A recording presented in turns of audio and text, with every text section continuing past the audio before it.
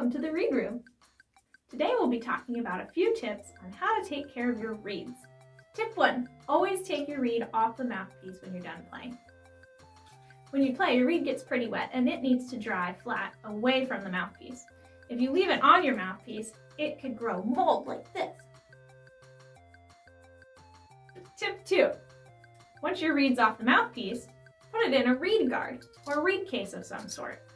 Reed cases help your reed to dry flat so that it will last longer. Tip 3, don't leave reeds lying around in your case, especially if you're still using them. They can get damaged that way and get chips or cracks in them, and you won't be able to use them anymore. Tip 4, when you get a new reed, it usually comes in some sort of packaging like this, a clear plastic thing.